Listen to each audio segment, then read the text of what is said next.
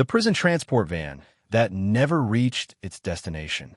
The transport paperwork was approved. The route was logged. The officers checked in. Then the radio went silent. Somewhere between departure and arrival, a prison transport van vanished from the system that tracks every inmate, every mile, every minute. No emergency call, no confirmed stop, just a scheduled arrival that never happened. Inside that van were men who could not run, could not call for help, and could not be seen. Once the doors closed, they disappeared from public view, protected only by procedures most people never question. This is the story of what happens when those procedures fail, and no one is watching. Before we begin, tap like, leave a comment, and subscribe to the channel. Your support helps us uncover the darkest corners of the prison system. Now let's step inside. Departure. Prison transports are designed to be forgettable. They don't happen in front of cameras. They don't come with press releases. There are no witnesses standing outside the gates when inmates are moved from one facility to another. That anonymity is not accidental. The prison system depends on routine, repetition, and silence, especially during transfers. Every day across the United States, inmates are loaded into transport vans before dawn. Some are moving to new facilities. Others are being transferred for court appearances, medical evaluations, or classification reviews. A few are being relocated quietly, without explanation, under orders that don't require inmate consent or public disclosure. On paper, the process is precise. Transfer orders are approved days in advance. Inmate identities are logged. Routes are selected. Estimated arrival times are recorded. Officers assigned to the transport are briefed on security level, restraint requirements, and communication protocols. Once the vehicle leaves the gate, a timeline begins, one that assumes arrival is inevitable. But inevitability only exists on paper. For the inmates inside, transport day begins long before the van arrives. Cells are opened early. Property is inventoried quickly. Handcuffs are applied before questions can be asked. Waist chains, leg irons, and restraint belts follow. Conversation is minimal. Explanations are rare. Most inmates are not told where they are going. The van itself is not designed for comfort or visibility. The interior is divided into narrow compartments, often metal-lined, with little ventilation. Windows are small or non-existent. Sound is distorted. Time becomes difficult to track. Once the doors close, inmates lose any sense of direction or distance. They are cargo now, documented, restrained, and sealed away. Officers are trained to treat transports as procedural tasks, not events. The goal is movement without incident. No stops unless authorized. No deviations unless necessary. Communication is structured. Check-ins at specific intervals, updates at jurisdictional boundaries, arrival confirmation upon entry. In theory, every mile is accounted for. The transport van in this case departed under standard conditions. There were no alerts attached to the inmates on board. No known threats. No heightened security orders. It was a routine movement, the kind that happens so often it rarely earns a second thought. Departure time was logged. The gate opened. The vehicle rolled forward. The facility continued its day. From the outside, nothing was unusual. Inside the system, however, something subtle had already begun. Prison transport relies heavily on layered responsibility. The sending facility confirms departure. The receiving facility expects arrival. Somewhere in between, responsibility becomes abstract. Officers are accountable while the vehicle is moving, but oversight is indirect. Supervisors monitor schedules, not vehicles. Dispatch tracks check-ins, not physical conditions. This creates a narrow corridor where things can go wrong without immediate detection. Missed check-ins don't always trigger alarms. Radios fail. Cellular coverage drops. Officers may delay communication if they believe they can correct an issue before reporting it. Small deviations are often normalized. A late departure, a longer route, an unscheduled fuel stop. The system is built to assume competence. That assumption is its greatest vulnerability.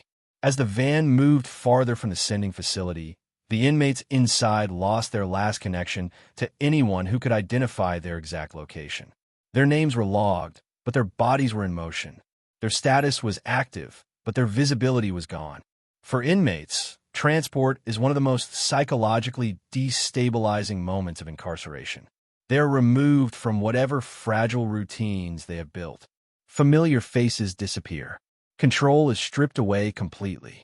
Even seasoned inmates describe transport as a limbo, a space where rules exist, but accountability feels distant. For officers, transport can be isolating in a different way.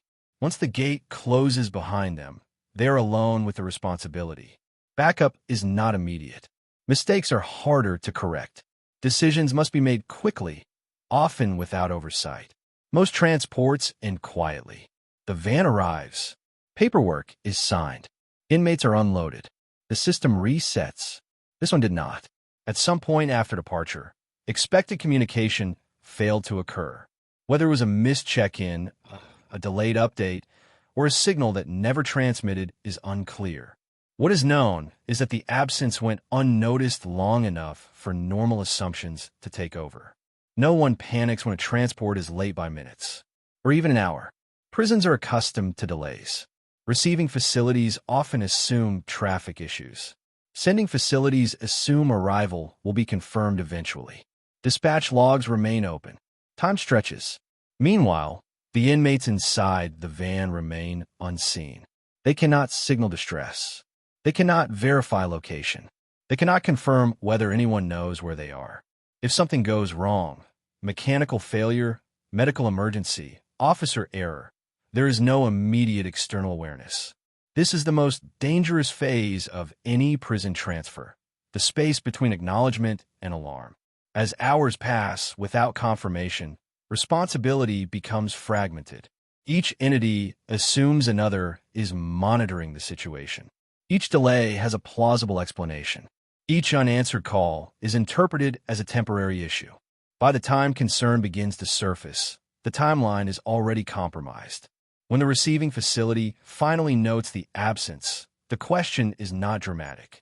It is procedural. Where's the transport? That question triggers a chain of internal checks. Logs are reviewed. Departure time is confirmed. Assigned officers are identified. Attempts are made to establish contact. At first, the assumption remains benign. Then contact fails again. At that moment, a routine transport becomes something else entirely. Not an emergency, yet. Not a disappearance, officially, but no longer routine. Somewhere along the route, a prison transport van has stopped behaving as expected. It has not arrived. It has not reported in. And the men inside it remain unaccounted for. The system, built on predictability, begins to strain under uncertainty. And this is where silence becomes dangerous. Because the longer a transport goes missing, the harder it becomes to reconstruct what actually happened. Routes branch. Time windows widen. Evidence degrades. Decisions made in isolation become difficult to evaluate in hindsight. By the time alarms are raised, the most critical moments may already be gone. The van has left the gate. The inmates are restrained. The paperwork is complete, but the destination remains unrealized. The moment something breaks, the prison system does not recognize emergencies the way the public does. There is no immediate alarm when a transport fails to arrive. No sirens, no lockdowns, no urgent broadcast across agencies. What happens instead is slower, quieter, and far more dangerous. A series of internal checks designed to confirm that nothing is wrong before anyone admits that something might be. At the receiving facility, intake staff work on schedules built around expectation. Transports arrive late all the time. Weather delays, traffic congestion, mechanical slowdowns. None of this is unusual. A delayed van does not trigger concern. It triggers patience. Minutes pass, then an hour. Phones remain silent. But silence itself is not yet suspicious. Many transport officers operate with limited radio coverage depending on geography. Dead zones are expected. Missed check-ins are logged as anomalies, not failures. The first assumption is simple. The van is still on the road. Behind the scenes, responsibility remains diffused. The receiving facility assumes the transport is en route. The sending facility assumes the receiving side will confirm arrival. Dispatch assumes officers will report if there is a problem. Everyone assumes someone else is watching the clock. This is not negligence. It is design. The system is structured to avoid overreaction. Escalation requires confirmation. Confirmation requires evidence. Evidence takes time. Inside the van, however, time has a different meaning. For inmates, the absence of movement becomes immediately noticeable. Transport vans are loud when they're moving. Road noise, vibration, shifting weight. When that motion stops, silence replaces it. Stillness becomes heavy. Air grows stagnant. Temperature changes become more pronounced. They cannot see what's happening. They cannot hear outside conversations. They cannot ask questions. If the van has stopped due to a minor issue, inmates may never be told. Officers are trained to minimize communication. Panic, resistance, or medical emergencies can be triggered by information inmates are not equipped to interpret. Silence is often considered safer, but silence cuts both ways. Back at the receiving facility, a second check-in window passes without confirmation. Intake staff make note of the delay. They flag the log. Still, no alarm is raised. Instead, someone reaches for a phone. Calls are placed.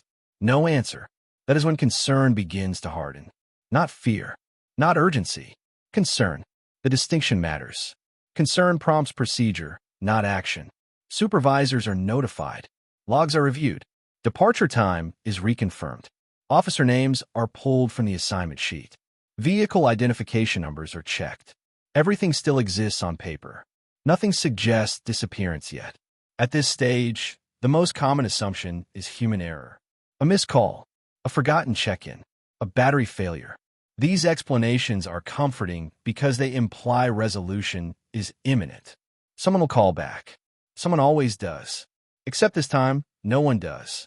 As attempts to reach the transport officers continue to fail, the system begins to experience a subtle shift. The language used changes. Delayed becomes unaccounted for. Missed check-in becomes loss of contact. These are still internal terms, designed to keep emotion out of the process. But the implications are unmistakable. A prison transport is not just a vehicle. It is a sealed environment containing restrained individuals who cannot advocate for themselves. Any delay multiplies risk, dehydration, medical distress, mechanical failure, or worse. At some point, the question is no longer whether the van is late. It is whether something has gone wrong that cannot be fixed quietly. The first escalation step does not involve outside agencies. It involves internal tracing. Dispatch reviews route plans. Expected checkpoints are compared against current time. Alternate routes are considered. Weather and traffic conditions are assessed retroactively. None of this produces answers. The van has effectively slipped between systems. No toll records yet. No confirmed sightings. No roadside assistance calls. The longer the absence continues, the harder it becomes to define when the problem actually started. Without a clear failure point, timelines blur. Every minute that passes widens the search window and complicates reconstruction. This is where institutional hesitation becomes dangerous. Declaring a transport missing is not a neutral act. It triggers mandatory reporting. It invites scrutiny. It creates a permanent record. Supervisors know this. Agencies know this. Everyone involved understands that escalation cannot be undone. So they wait, just long enough to be certain. Meanwhile, the inmates inside the van remain invisible. They have no way to signal distress.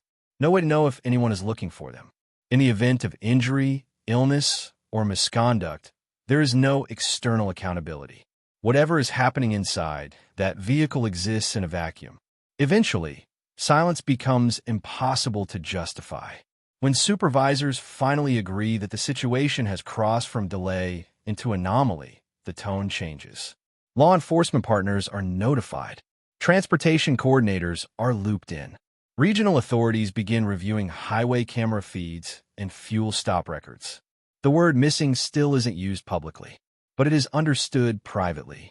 At this stage, questions start surfacing that no one wants to answer. Was the route followed?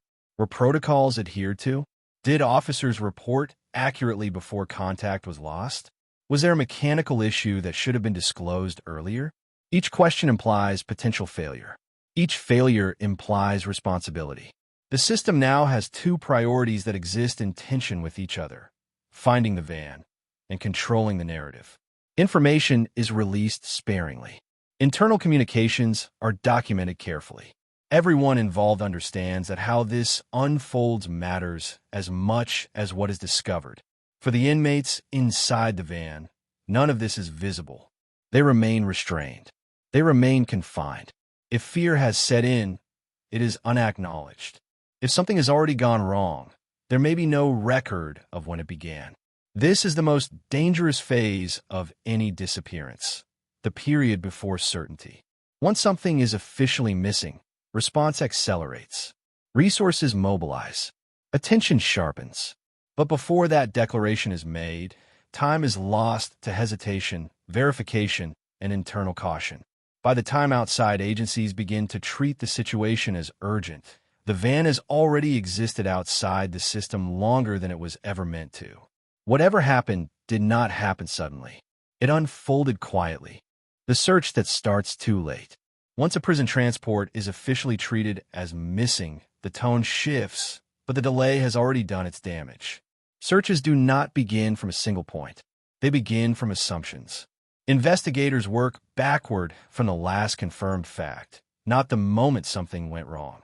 In this case, that fact is departure. The gate opened. The van exited. Everything after that exists in fragments.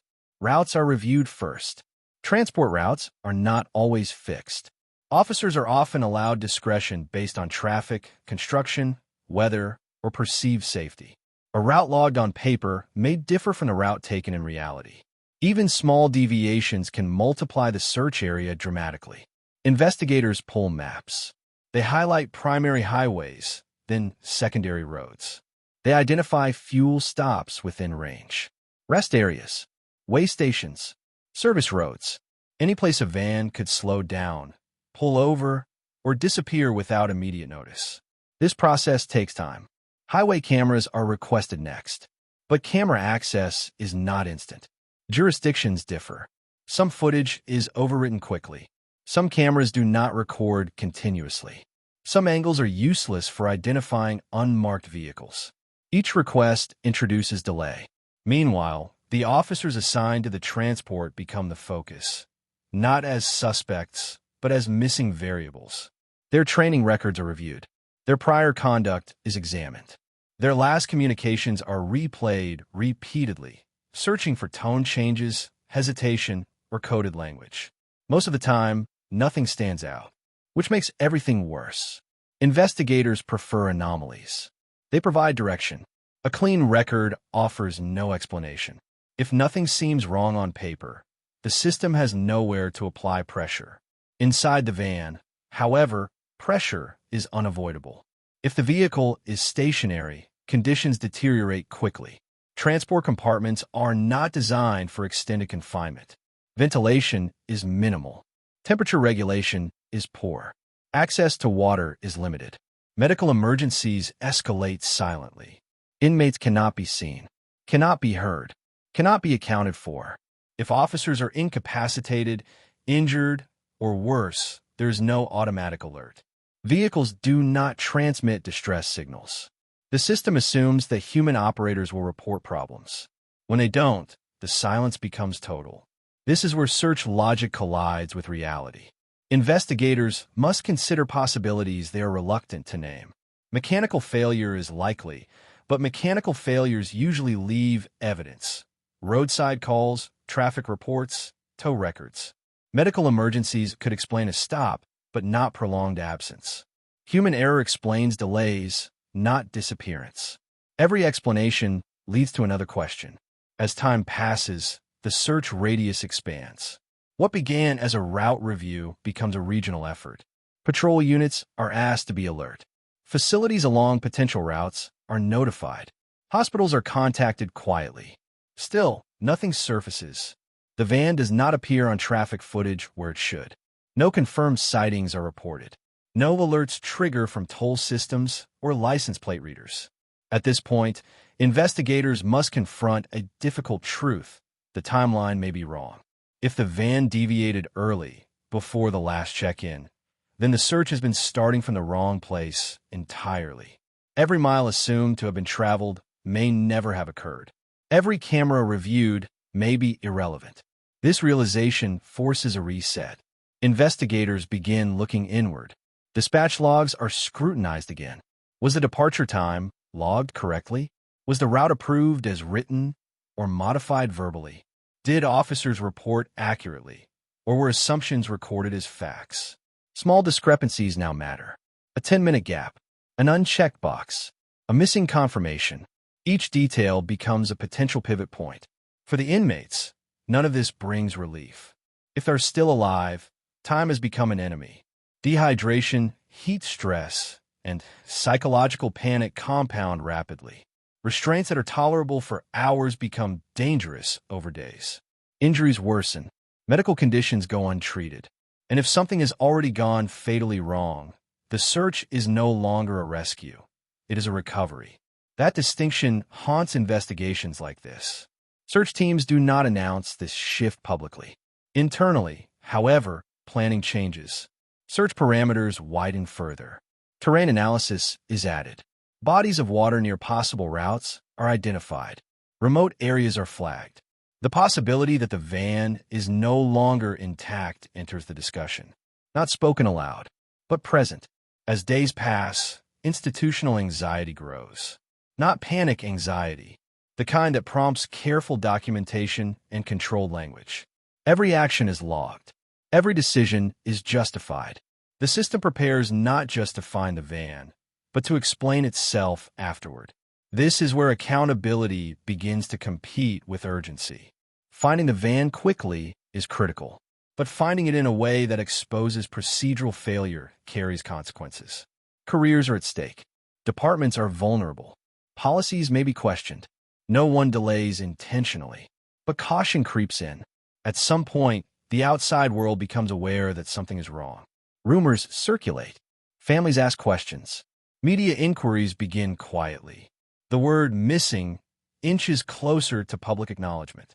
Still, details remain scarce. The inmates' names are not released. The officers' identities are protected. The route is described vaguely.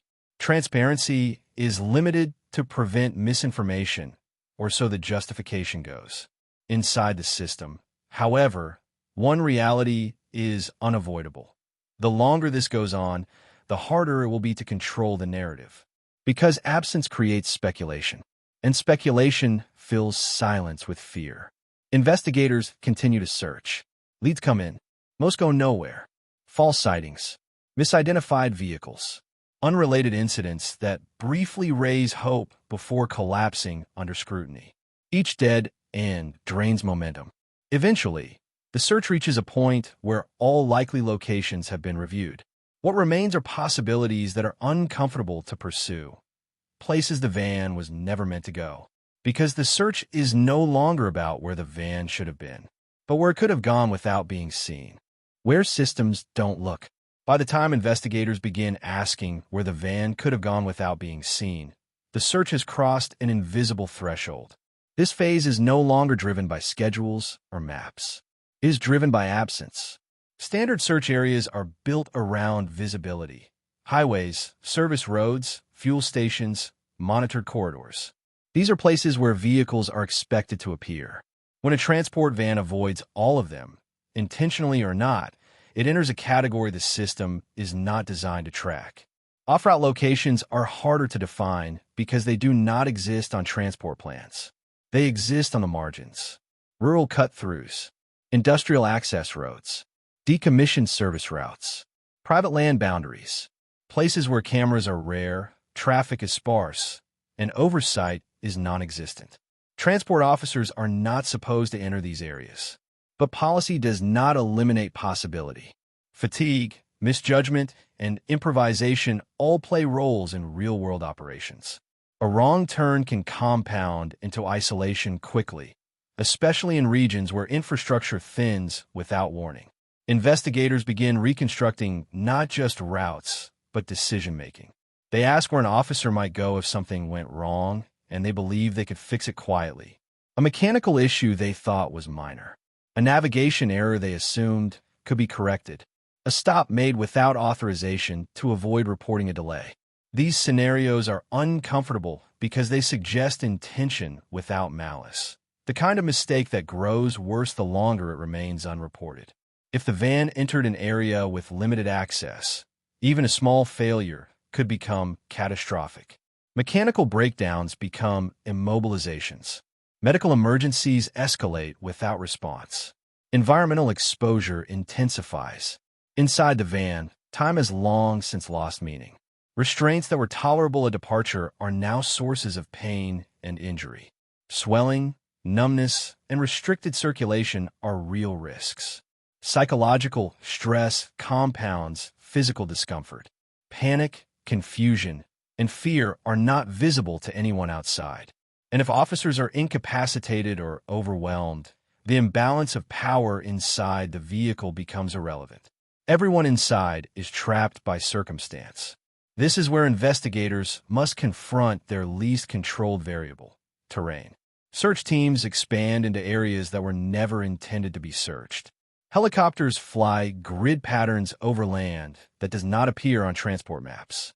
Ground teams move slowly through regions where a vehicle could remain hidden indefinitely.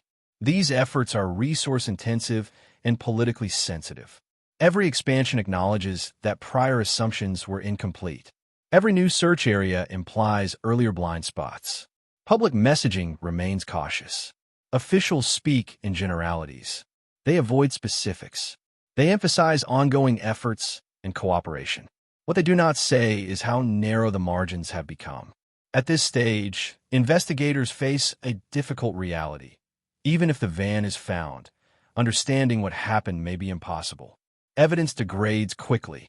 Environmental exposure erases timelines. Human memory distorts under stress.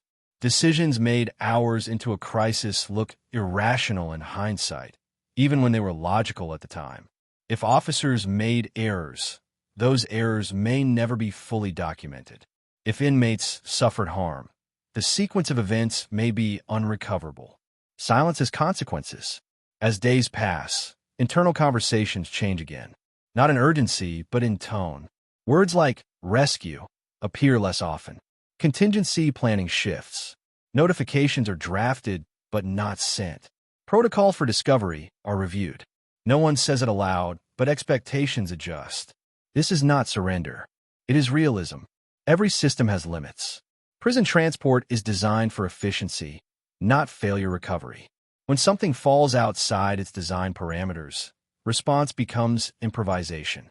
Improvisation is not accountability. Families of the inmates begin asking questions. They are told very little. Transfers are, by nature, opaque. Names are not released. Details are withheld. The lack of information is framed as security necessity. For families, it feels like erasure. The inmates inside that van existed within the system. Now, they exist outside it. Not legally, but practically. Their status is active, yet their condition is unknown. They are present in databases, absent in reality. This limbo is the system's greatest weakness. Eventually, pressure builds. Media attention intensifies. Questions sharpen. Why hasn't the van been found? Why was there a delay in escalation? Why are details still limited? Officials respond carefully. They cite ongoing investigations. They emphasize coordination. They remind the public that speculation is dangerous. What they do not address is the structural reality. The system was never built to answer these questions quickly. Transport accountability assumes arrival. When arrival fails, everything downstream breaks. Internally, documentation becomes meticulous. Every call, every decision, every delay is logged. The system prepares for scrutiny it knows is coming, not just from the public, but from itself. Because when the van is eventually found, if it is found, the most difficult questions will not be about geography. They will be about time.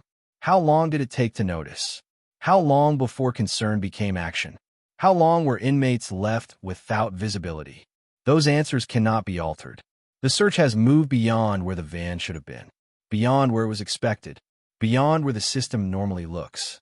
When the system finds itself, discovery does not arrive with relief. When a prison transport is finally located, whether intact, disabled, or irrevocably compromised, the first response is procedural: securing the scene, accounting for individuals, establishing jurisdiction. Documentation begins immediately because discovery is not the end of the process.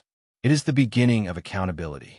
By the time investigators reach the van, the timeline has already solidified into something unchangeable. What happened inside that vehicle occurred beyond observation, beyond intervention, and beyond correction. No amount of documentation can recover the hours that passed without oversight. The physical state of the van tells only part of the story. Mechanical condition is assessed. Signs of impact, failure, or misuse are cataloged. Environmental exposure is noted. But vehicles do not explain decision-making. They do not explain hesitation. They do not explain silence. Inside, conditions speak more clearly. Transport compartments are not meant for prolonged confinement. Evidence of extended occupancy is unmistakable. The absence of movement leaves traces, condensation patterns, where marks, discarded restraints, signs of stress on structural elements never designed for stillness. These details matter because they contradict the system's assumptions. Transport assumes motion, assumes supervision, assumes arrival. When those assumptions fail, the environment becomes hostile by default. Investigators begin the most delicate task: accounting for people. Officers are identified first. Their condition determines the immediate direction of the investigation. Medical emergencies are treated as emergencies. Injuries prompt separate inquiries. If officers are deceased or incapacitated, the system must reconcile how authority vanished without triggering response. Then come the inmates. They are counted, identified, and assessed. Their condition is documented clinically, not emotionally. This is not cruelty. It is protocol. Emotional language has no place in reports that may later determine responsibility. But the human cost is impossible to erase. Extended restraint causes injury. Dehydration leaves markers. Psychological trauma is visible even when physical harm is minimal. These are not abstract risks. They are predictable outcomes of extended invisibility. At this stage, the investigation splits. One branch focuses on what happened. The other focuses on why it was not detected sooner. The second branch is more uncomfortable. Review panels examine logs line by line. Departure times, check-in windows, miscommunications. Each delay is scrutinized. Each assumption is questioned. The moment when concern should have become action is identified and then replayed repeatedly. Rarely is there a single failure. Instead, investigators find layers. A missed call dismissed as routine. A delayed escalation justified by precedent. A supervisor who assumed someone else was monitoring the situation. None of these decisions appear reckless in isolation. Together, they create disappearance. This is the system confronting itself. Public communication begins cautiously. Statements are drafted with precision. Language is passive. Details are limited. The goal is not concealment, but control. Once information is released, it cannot be retracted. Families receive notification late in the process. What they are told depends on what is known and what can be said. For them, the delay is not procedural. It is personal. They ask the simplest question: why didn't anyone know sooner? The system has no satisfying answer. Internally, policy reviews begin almost immediately. Transport protocols are reevaluated. Communication requirements are revisited. Discussions about tracking technology surface again. Proposals that have existed for years but were never prioritized. These discussions always follow failure. They are rarely proactive. The most troubling realization emerges quietly.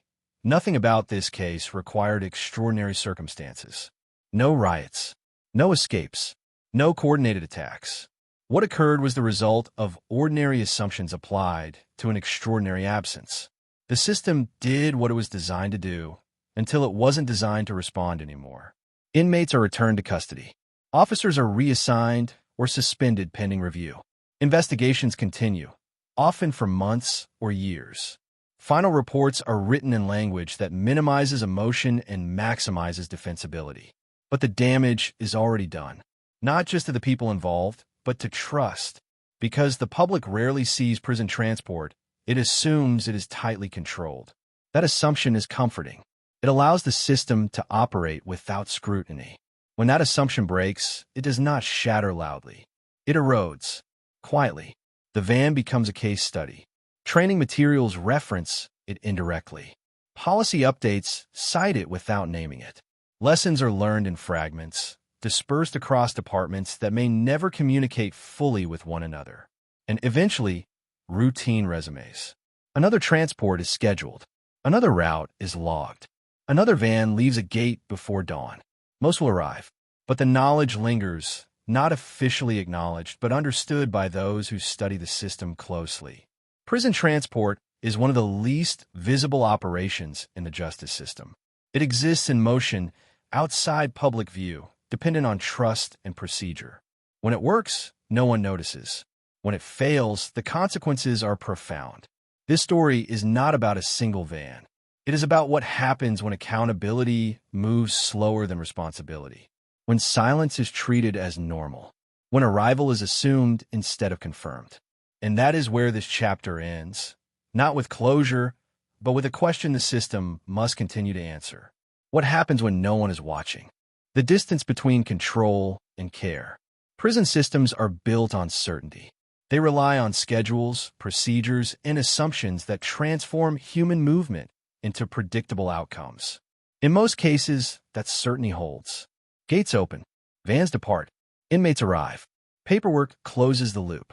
The system moves on. But certainty only exists as long as nothing interrupts it. The story of a prison transport van that never reached its destination exposes a fragile truth hidden beneath routine operations. Transfers are not merely logistical tasks.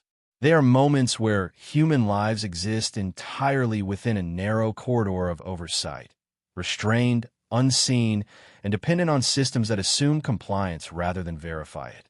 This documentary is not about speculation. It is about structure. Every stage of this incident followed policy until policy stopped being enough. Delays were tolerated because delays are common. Silence was normalized because silence is expected. Responsibility was diffused because accountability was shared. No single decision caused the disappearance. No single failure explains the outcome. Instead, it was the space between decisions that proved dangerous. Prison transport operates in that space every day. It exists between facilities, between jurisdictions, between oversight mechanisms. It is designed to be invisible, efficient, and uneventful. And when those conditions are met, the system functions quietly, without question. But when visibility disappears, so does certainty. The inmates inside that van were not passive elements of the system. They were human beings restrained in an environment where time, comfort, and communication were not designed for delay. Once the doors closed, their safety depended entirely on external awareness. When that awareness failed, their vulnerability became absolute. For the officers involved, the situation highlights another uncomfortable reality. Transport duties place immense responsibility on individuals operating far from immediate supervision. Decisions made under pressure, fatigue, or isolation can escalate without malicious intent. The system depends on judgment, and judgment is not infallible. That dependence is rarely acknowledged publicly. Instead, failures are treated as anomalies. Lessons are compartmentalized. Policies are updated quietly. And the system continues largely unchanged, trusting that what happened once will not happen again. History suggests otherwise. Incarceration does not end at the prison gate. It continues on highways, service roads, and unmarked routes where oversight thins and accountability becomes abstract. Transport is not a footnote in the justice system. It is a critical link and one of the least examined. This case forces an uncomfortable question. How many safeguards exist only because we assume they will never be tested? The public often imagines prisons as fixed places, walls, cells, fences. But some of the most dangerous moments occur in motion, when structure is weakest and visibility is lowest. When individuals disappear between systems, the response is not immediate because disappearance was never expected. That expectation is the flaw. This documentary does not offer simple answers. It does not name villains or propose easy solutions. Instead, it asks viewers to confront the reality of how incarceration functions beyond what is visible and how silence can be mistaken for control. Because the most troubling aspect of this story is not that a van went missing. It is that it took so long to realize it mattered. Systems do not fail loudly. They fail gradually. They fail in spaces where no one is assigned to watch. And until those spaces are acknowledged, incidents like this will remain possible. Not because of extraordinary circumstances, but because of ordinary assumptions left unchallenged. This story ends here, but the system it examines continues to operate every day. Thanks for watching. Like, share, and subscribe.